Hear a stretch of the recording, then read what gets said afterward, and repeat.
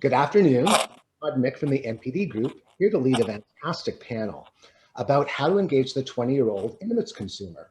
This is a topic on all of our minds, and it's really important to really understand that 20-something consumer who has unique attitudes, buyer behaviors compared to other generations.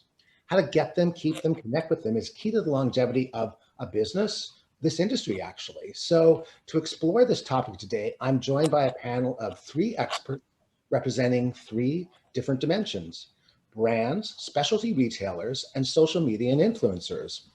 Representing brands, please welcome Guido Campella from Casabella and Journal. And representing independent specialty retailers, I've got Amy Pearson from Toronto's #1 lingerie store, Stole My Heart in my favorite neighborhood in Toronto. And then we have media blogger and social media expert, Van Corbell from Comic Girls Need Bras. Hi. How's everyone doing today, and where are you calling from? I'm fine. I'm in Montreal right now. I hope you guys are well too. I'm good. I am here in Toronto and just inside staying nice and warm from the snow. And good morning. I'm in Colorado. Instead of skiing, I'm laying in bed, a little sick. So, but I couldn't miss this. Sorry to hear that, Guido. And I'm Todd Mick, and I'm from in the Upper West Side of New York City, but I'm also Canadian. So it's really nice to see 3 Canadians outnumber on this panel. So let's level set. So what makes today's 20-year-old consumer different from previous generations of 20-year-olds and from older consumers? Then can you start us off? Sure. I would say that, well, the new 20-something customer is very influenced by social media. I think in the past, well, without Instagram and all that, people would talk, and that's how they would basically exchange about products. Like they would recommend each other products by word of mouth. But now social media is actually the new word of mouth. So they're very sensitive to what they're seeing because they're constantly checking their apps. They don't watch much TV anymore. So basically Instagram and Facebook are basically a huge ad for them that they're seeing constantly. They also influence each other very much, because I feel that right now, everybody is an influencer. Whether you want it or not, your friends are watching you, everybody is seeing a bit of your life through the internet. So the 20-year-old customer is influenced by their friends, by the brands they're following. And they also, I would say that they're very open to discovering new products. So they don't have this, this same faithfulness. Like, I mean, if they like you, yes, they will come back. But if they find a new product that speaks to them, they might try it as well. And they're also very sensitive to some social issues, sustainability issues. So they constantly, everything is moving very fast for them. Fantastic. We really talk a lot to our clients about the fact that they're very fickle and brand loyalty is not as sticky as other generations. Amy, what do you think about the 20-year-old consumer? Well, I totally agree with what Ben said.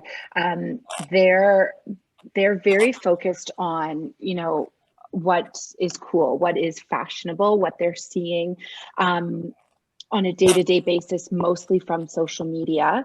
And they want their focus is more on like looking good, feeling good, rather than necessarily, the greatest fit and support and, lifted and separated and things like that is something that an older generation is probably priority number 1.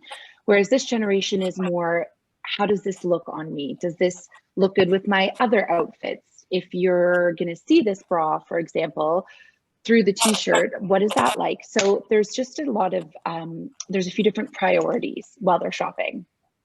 Very cool, very cool.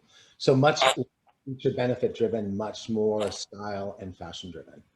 Absolutely, and that's obviously not across the board, but in a ranking of priority, yes, that's definitely above That's a Yeah. huge distinction.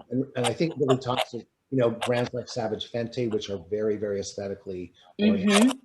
I mean, doing very, very well. Absolutely. And Guido, what's your take on this? It's the endless cycle of fashion that, I have two daughters that are coming up in this space, and they're teaching me new things every day. I'm always older and older, but they've opened up my mind to creating new product, creating new stories. And the process is so democratic now that there's so many independent designers and influencers that can do the collections themselves. So what we're trying to do is focus on creating that opportunity for independent designers. So even our daughters are launching their own collection to tell a story, because it's so impactful now. Everything that's done on TikTok and Insta, you can kind of create anything. So it's really exciting. It's probably the most excited I've been in this industry. Very cool. Very cool. And how do they learn about intimates and decide where to buy? Can you give us some examples of how you engage with them, convert them to trial, get some of that illustrious brand loyalty, even though we know it's really tough because they are so fickle? And so, Ben, can you give us your perspective on that? Well, I'd say how they learn about intimates right now, I guess through their friends and through social media again. When I was younger, well, because I was full busted, I learned because I went into stores. I went to get fitted. But right now, I feel that they don't do this that much anymore. Like my friends, for example, I have to tell them, go to a store. If it's gonna be easier. But very often they're willing to just go through the internet process. Now, I'd say that they're very, like, for example, there are now some bigger influencers that are not necessarily specialized into lingerie that will advertise for fast fashion brands and things like that. And that's going to be their first encounter sometime with lingerie. They're just going to learn about these big brands that don't necessarily offer a very fit-focused approach, but just a very fun approach. So that's what they're going to see first. And then if they're interested, they might look into it further and, do their research. But first, it's very like this fast fashion approach. Oh, look at this new brand. It's cool. And yeah. So I'm going to go a little off script, so I apologize, but I know this panel can handle it. So then you brought up a really good point about like the fit process. You definitely got fit because of your bust size, but so how has the fit process changed for this consumer? And, because again, the tape measure comes out, but how are you engaging with this younger consumer and making sure she gets the best fit she wants? Well, go ahead. yeah, no, keep going. What are you gonna add?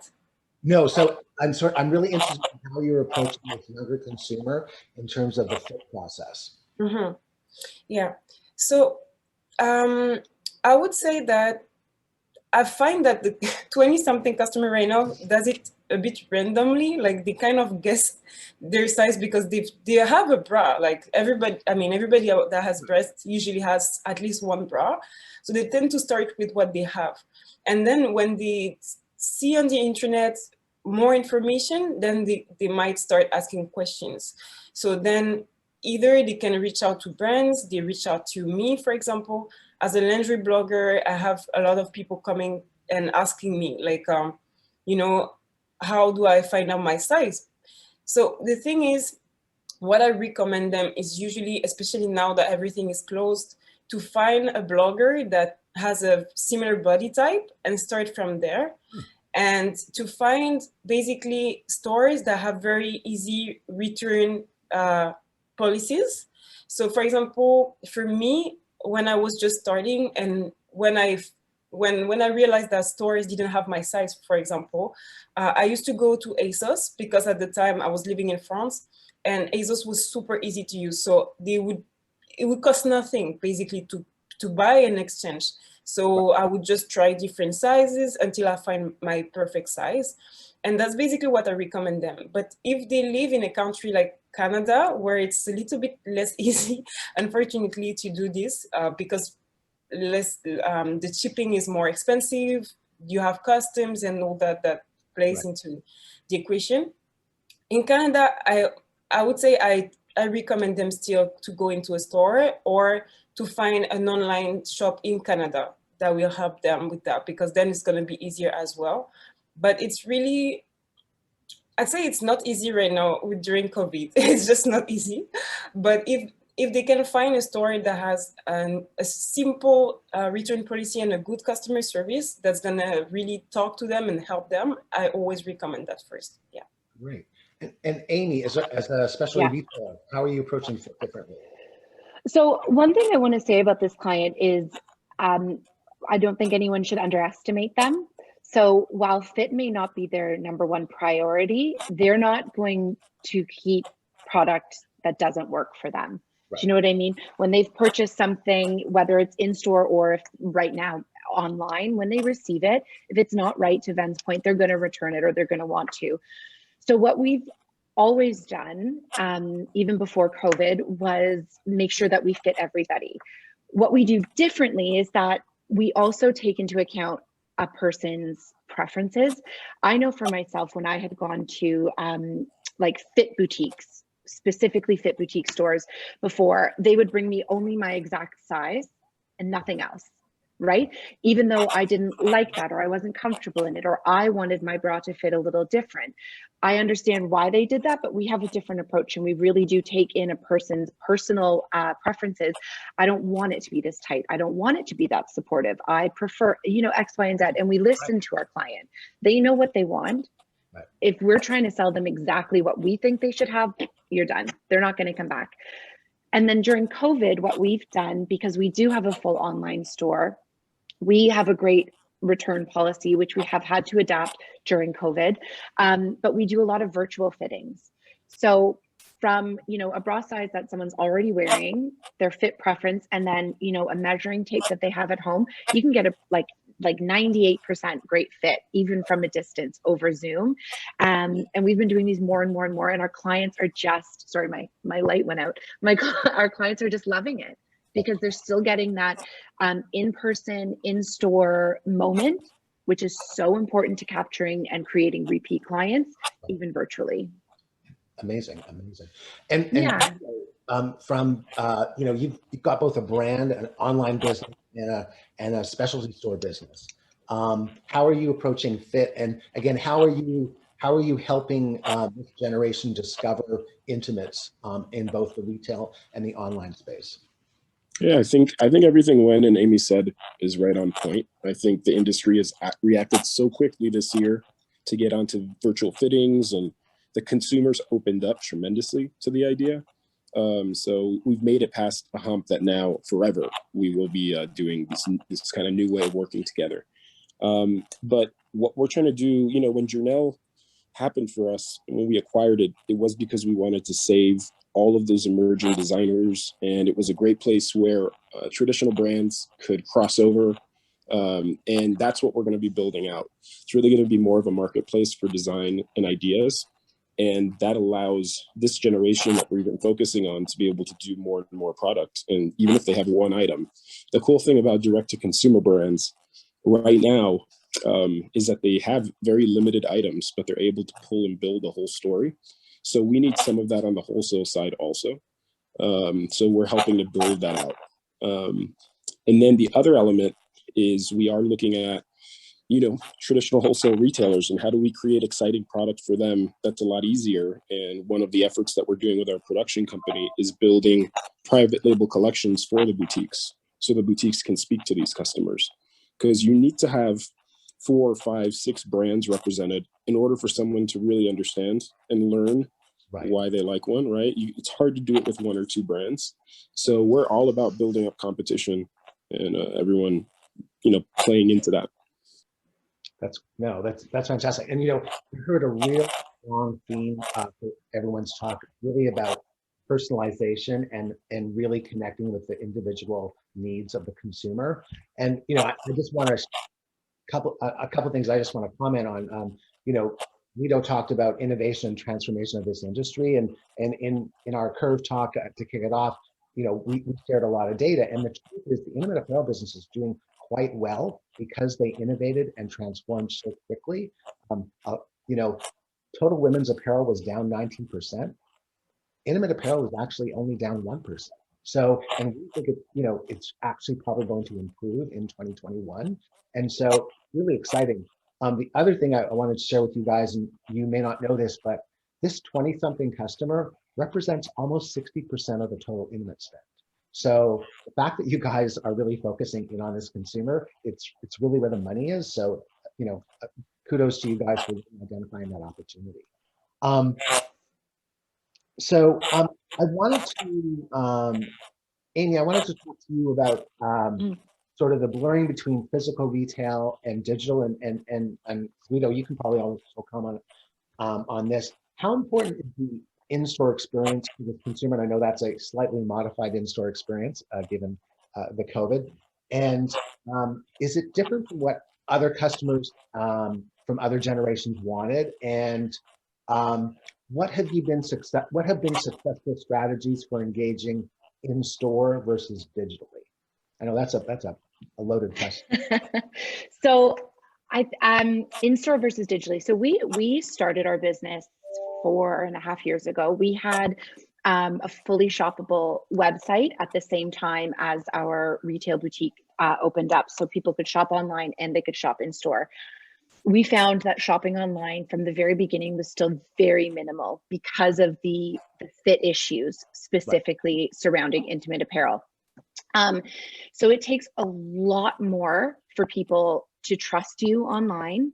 And that's like a general rule of marketing anyway, right? Like it takes so many more touch points for someone to trust you online, and then for them to think that they'll get the right product, the right fit. It's very difficult. So you need to make sure that you've got a website that is so easily shoppable. What we've done is we've got a virtual fit room on our website. We've got pages and blogs dedicated to finding the right size for you from home, and we've had that since the beginning.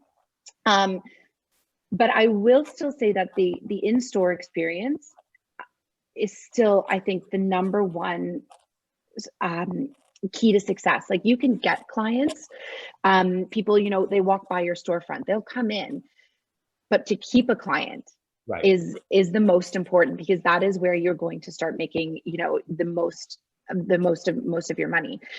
So the in-store experience is like the utmost important. And that really goes from, I think, a 20-year-old client to our, 80-year-old clients. Everybody wants to feel important. Everybody wants to feel seen and heard. And if you can tap into that with your client, and you can connect with them, you've really done 90% of your work. With a 20-year-old, you just need to find out how to connect with them, right? So if you're used to connecting with an older client, you're talking about very different subjects, you're focusing on different parts of why they've come into your store. 20-year-old, you just have to figure out what makes them tick. You've got to figure out what they're really doing there. Everyone's here for a bra, but what do they really want? Are they wanting to feel good? Are they wanting to feel special? Do they need a treat that day? Have they had it? So it's really about talking to your client. And I always say with my staff, since we've started this, it's just treating them like they're your best friend. You're going to chat, you're going to get to know them, and then you've done 90% of your work. And I've also heard Amy talk, and Ben as well, about being much more inclusive with this system.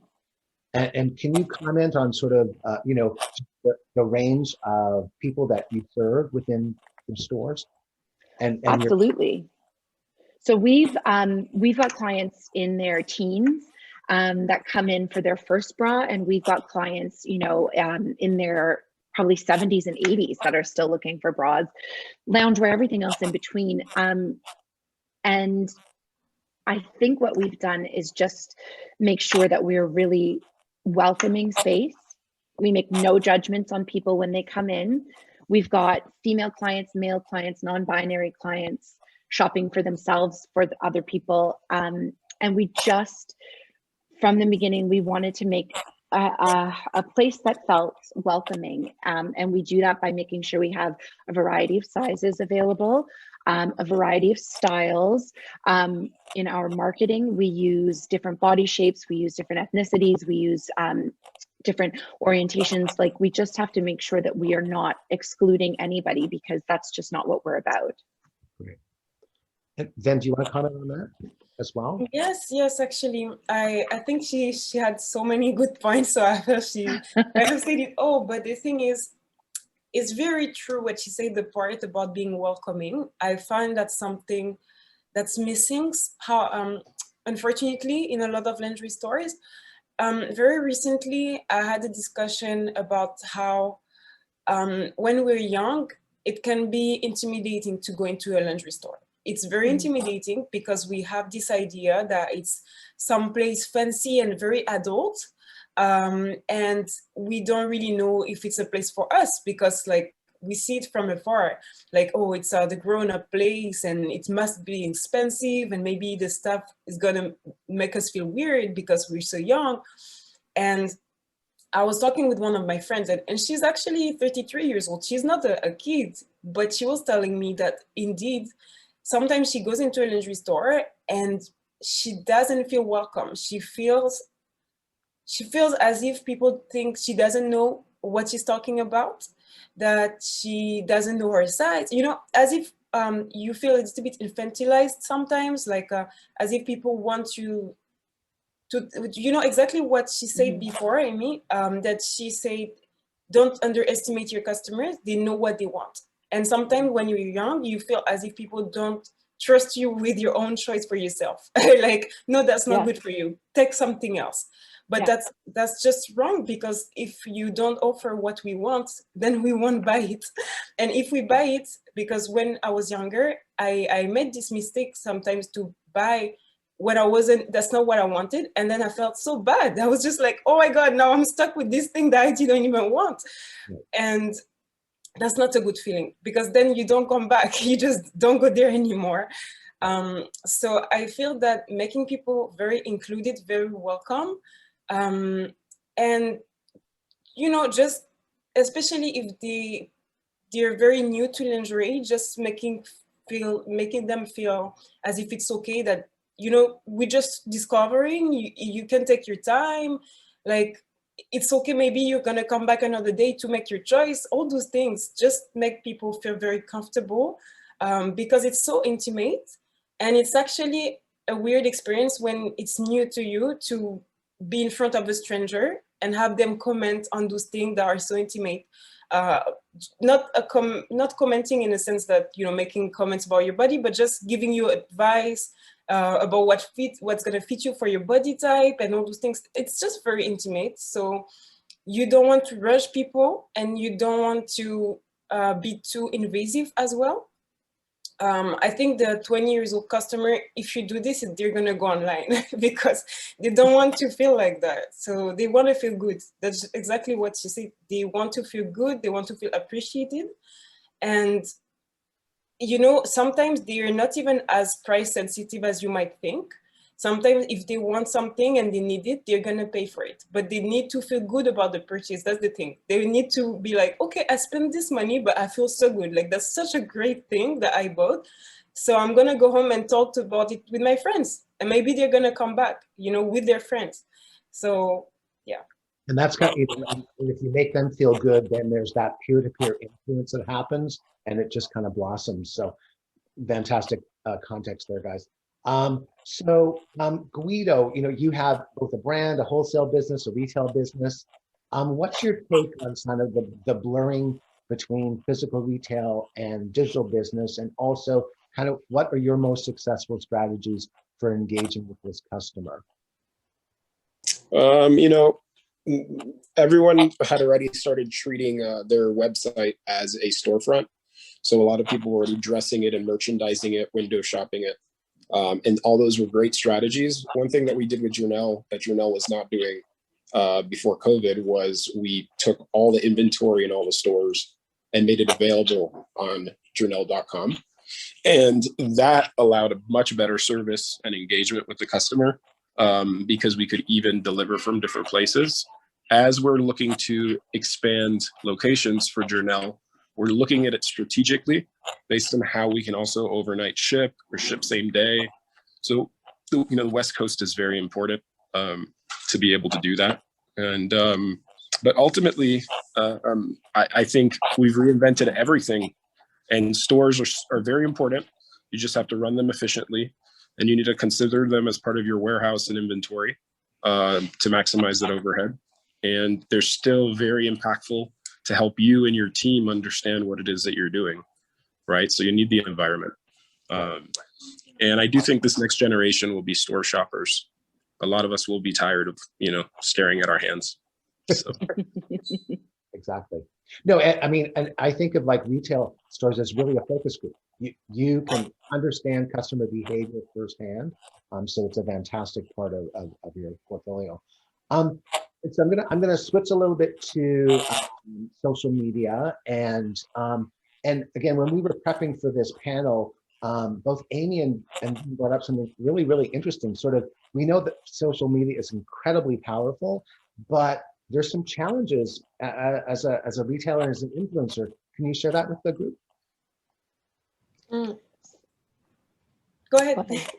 Oh, so I was just going to say, as a brand, as a retailer, we've used social media again since the beginning, and we have found increasingly over time it very difficult to do our best business on social media, because there are now a lot of rules and regulations that under this umbrella of community safety, right, they've got this ability to sort of censor a lot of what we do. So like I said before, what we do is make people feel amazing about themselves. We're a place of positivity and inclusivity, but a lot of times on social media, we're treated as if we're more dangerous than that, which is just absolutely crazy to me.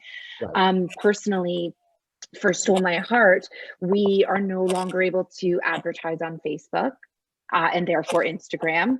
We are no longer able to have a Facebook shop, which really allows people to purchase things through Instagram. And that all happened this summer. So although it is one of the most powerful tools for clients to find you, it has become more and more limiting to people in this industry because there's just these community, I mean, we could get into this, it's a whole topic in itself, these community guidelines that are just really, in my opinion, unfair, and they could be damaging if they keep going, honestly. Yes, I totally agree with you, actually, because I live it myself, you know. It's just very complicated right now. You always have to think twice before posting something. Is it going to be removed? Is it going to be flagged? Is someone going to report it? Even if it's something that has nothing, you know, it's not pornography, basically. But it seems that social media doesn't, like, I mean, I guess it's because it's not necessarily human that flag the things. It's an algorithm I find it a bit lazy, because instead of checking what's actually wrong and removing the content that could be harmful, they just put everything that's not, you're not covered, okay, are harmful. That's it. So yeah, it's very hard. Every day I see brands complaining because when they're trying to add products to their platform, they just say, even if it's a flat lay, no, it doesn't follow the guidelines, so it's not gonna work. It's very frustrating, but I feel that because we have no power on that, we just have to be creative. I see that brands right now tend to do other things like live, they engage with videos, they try to basically actually talk with the customer.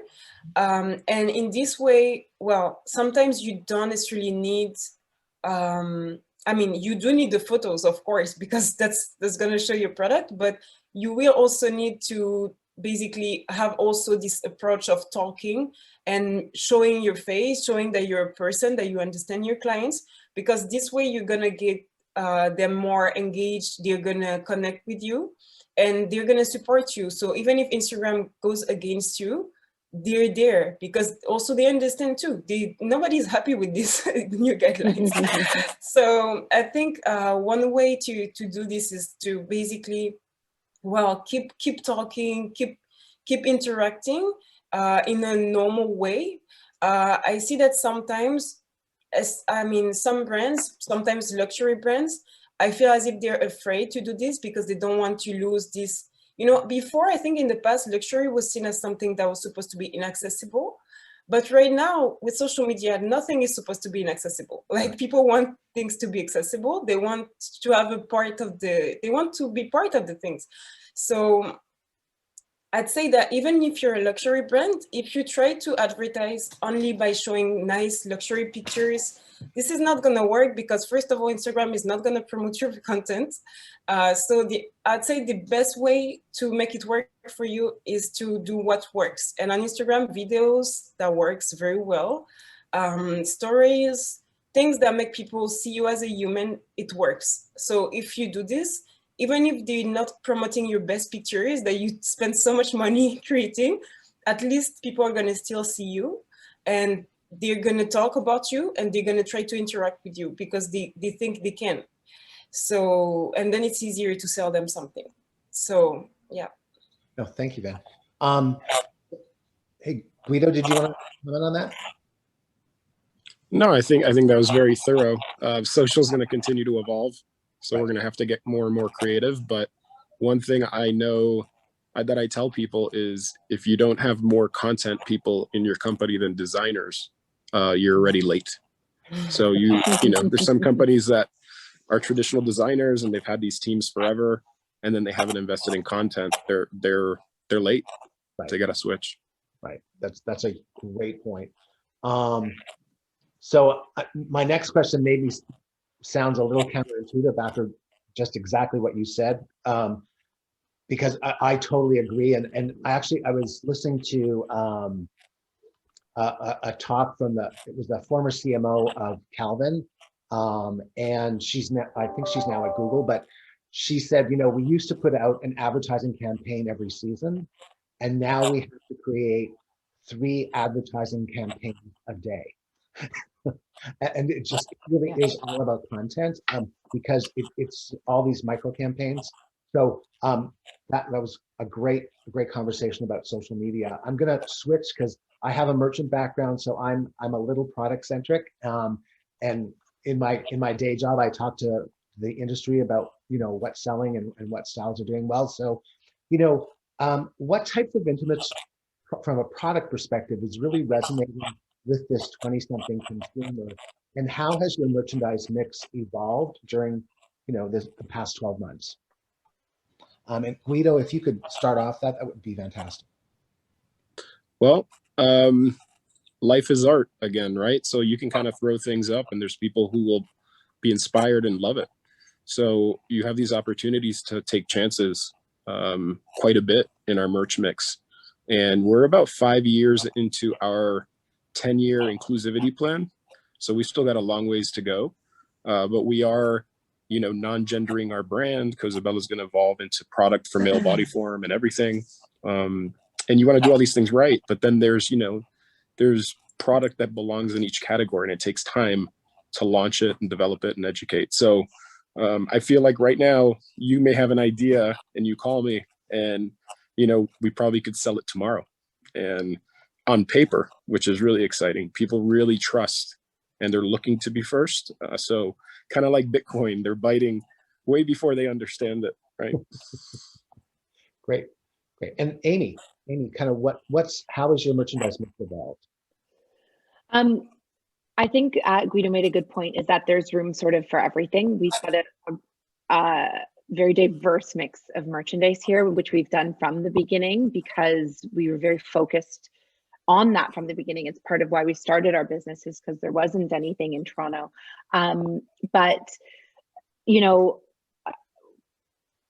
yeah, it's hard to say like there's just like this one product. I do know, and I can tell you, wire free has been trending like up times 1,000 over the last 12 months, but even before that, especially with this client. But again, it's fashion forward, but it's also what is fashion to them. Are they looking for, you know, harnesses in black and strappy, because that's a huge category, or do they want really fun pops of color and lace, because that's also really popular. I find this client more often will have like one nude t-shirt bra, and everything else is more fun than that. It's color, it's lace, it's fashion driven. It's, if I'm wearing something and you see my bra, is my bra cute? That's very important.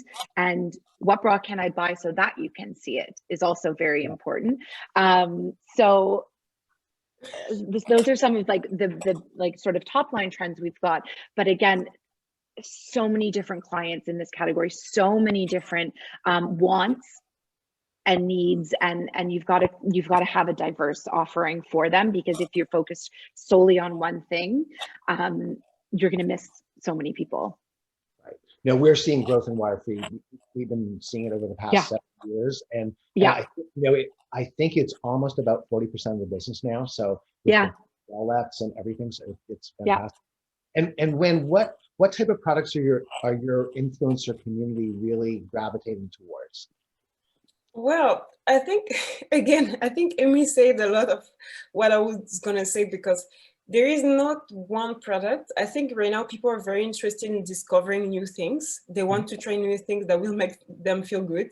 So, for example, I noticed that there is this new trend of like fast luxury. I don't know, like people want this satin, even if it's poly satin, they just want to feel luxe. So they're gonna buy kimonos, they're gonna buy gowns, like things that were supposed before to be for special occasions. Now they just want to have them, like wear them whenever, show them on their Instagram. They also love this, you know, wireless trend. It's not dying. People love it. And I think more and more brands are really good with that. They're expanding the size ranges. It's really good. Loungewear, people love loungewear because nobody's going out. So it needs to be cute, because even if you don't go out, you still want to show it. Right. And one thing recently, you know, I thought maybe we covered it, but actually no, like people still ask me for brown nudes, like more brown nudes, even like, and especially for bigger size actually, because I think, you know, we have newborn skin, but they cannot do everything. And the size range needs to be expanded. So someone else might have to do it. I know that some Polish brands cover this, but not everyone is willing to buy from Poland if they're in North America. Right. So it would be really good if these products would come here and be more accessible. Yeah. Okay, very, very good. And that actually is a great segue into the next question, because what, you know, at MPD, we're talking to a lot of our clients about the importance of aligning a brand's values with the values of the new consumer, of the younger consumer, and whether it's body positivity, ethnic diversity, size inclusivity. We've seen a lot of size inclusivity and body positivity in the market lately. What do you think are like the top two? What do you think are the most important issues for this 20-something consumer? And I'll start with Ben, and then go to Amy and Guido. Okay, I'd say that right now people want to know that the brand is not doing performative inclusivity. So they like to see that if you're gonna hire a bigger model, an older model, or a model of color, that is not just this one season, this one person. They want to see this consistently. That's very, very important right now. If you don't do it, people will notice, because everybody is trying to do it. So there is that. And I would say this, I mean, there is this sustainability trend, but the thing is, I find it very contradictory, because at the same time, people love fast fashion. They still love it. And so, you know, it's like they want it to be cleaner, but at the same time, they still go for fast fashion. So I don't know what to tell you. Right, right. Amy? sorry, yeah, I was going to completely agree with that. When we started, we were really focused on, made in Canada, or in like the US, made ethically. And we still do focus on that, but it is definitely not people's number one concern. And not as big of a concern as I thought it would be when we started, but diversity is absolutely. And then when you said performative, it's so topical this year, because if you look back on especially people's social medias, you'll see a lot of people that had one style, one person represented for 2, 3, 10, 12 years, however long they've been around, and then this year have switched, hopefully, hopefully as fast as they can. But for us, again, that was something we started with. We wanted to represent everybody. And I find it so interesting, because like the world is not just one person, one body type, one color. Your clients are way more diverse than that. And if you're not representing them, they're not shopping with you. So you need to represent your client in a much more like real way and inclusive way. And I think that above anything else is the number one priority. Right. No, and I love what both of you said. I mean, inclusivity isn't monolithic. It is so diverse. And you have to really come from an authentic point of view. You can't be a one-hit wonder. You have to really be committed to it. And Guido, you kind of talked about, you have a 10-year inclusivity strategy.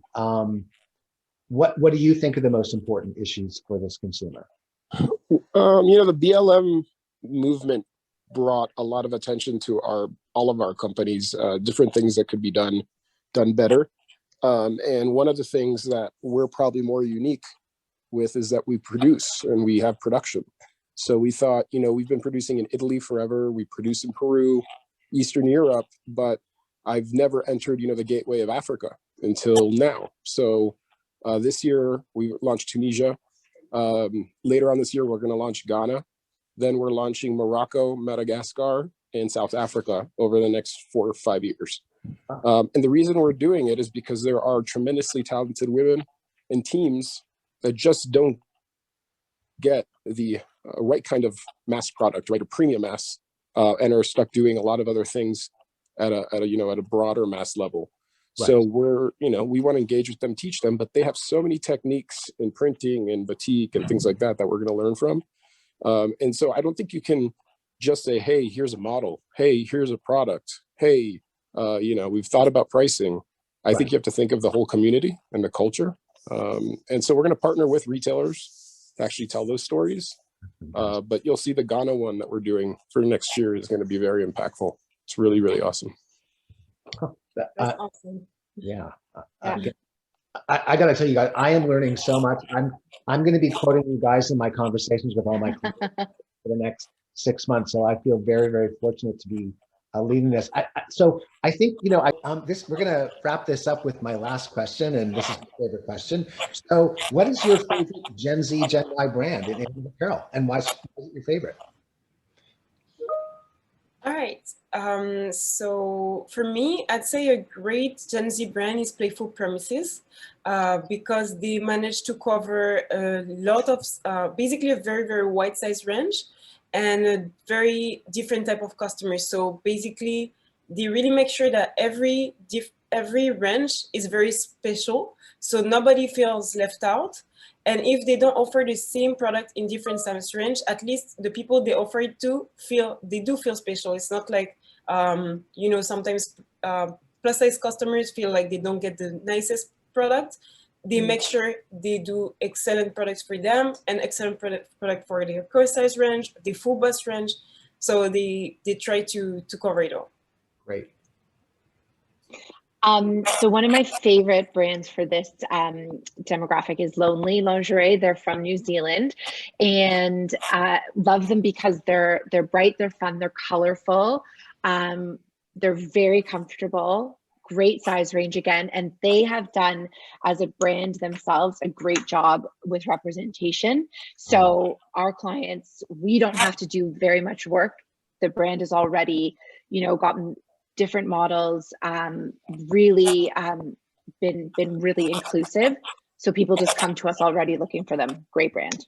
That's fantastic. And again, really a strong about inclusivity. I love that. Yeah. That's really what's driving your preference. So again, this is a fantastic panel. I really appreciate you guys coming on and sharing all your expertise and about this really important customer. A round of applause to all of you. Guido, unfortunately, had to step out. We had a little technical difficulty, but I also want to thank Curve Connect for giving us this platform to share ideas and reach out to this community. And if you have any questions, please feel free to reach out to all of us here. So thank you very much. And again, have a great show. Thank you. Thank Bye. you. Bye.